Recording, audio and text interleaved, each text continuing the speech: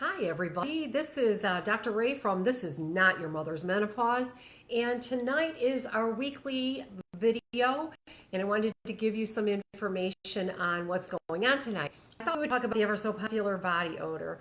Now, for menopause, there are a lot of different things that happen. And we'll start from the top and work our way down. Your scalp begins to have a different odor. Did you know that? And then, of course, there is your breath. Your breath changes because there's some strong correlation between digestive issues and what actually goes on with the rest of your body and your hormones, because hormones are involved in digestion. So you tend to get a little bit of bad breath going on. Then there is armpit odor. Armpit odor changes as we age. A lot of that has to do with where our hormones are, like estrogen. Estrogen can change the way our bodies process body odor in the armpit area. And we have these apocrine glands, apocrine glands that are responsible for sweat, and they also are affected by estrogen levels, whether the estrogen level is too high or too low, or we don't have enough progesterone. All those things affect how that sweat goes. And then you also may be noticing that you're sweating under your breasts. And whether you're small-breasted or large-breasted or, somewhere in between, all of a sudden now there is sweat accumulating under your breasts, and that causes your breasts to have a funny odor and maybe things you don't care for. And then, being women, we're wearing more cologne and more cologne and more cologne, and pretty soon you're like, who is wearing all that old lady cologne? Oh wait, that's me. So that's what happens with the upper body. Now the lower portion of the body. So we're going to talk about things that the urine begins to have a different odor, and we begin to have signs of estrogen deficiencies in those odors, because then we end up with a little bit more urinary tract infections, because isn't that fun? Urinary tract infections can come from several different places. Obviously, improper cleansing, remembering front to back instead of back to front.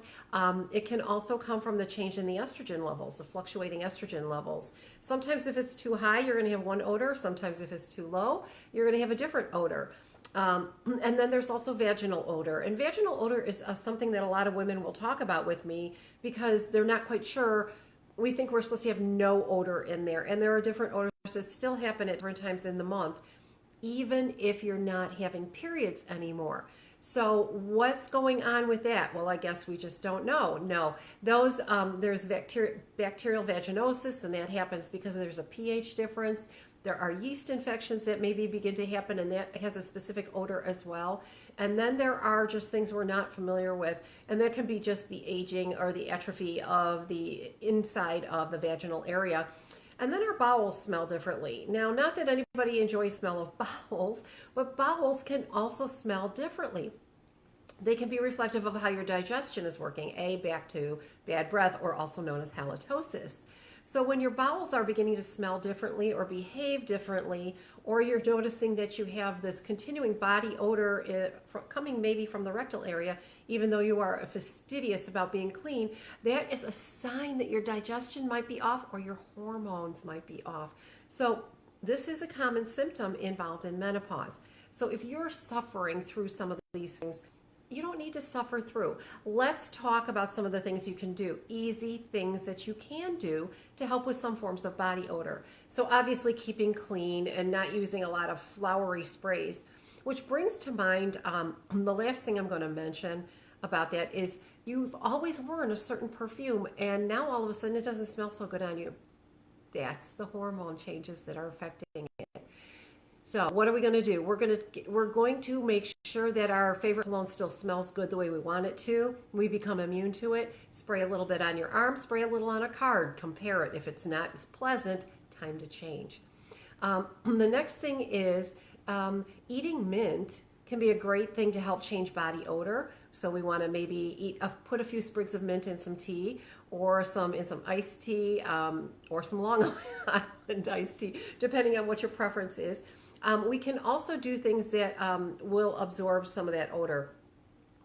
Now, I'm not going to recommend a specific thing to do because you're all different, and I don't want to see anything backfire. But I want you to know that body odor is a normal sign of menopause. We'll be talking about that all this week on our Facebook page.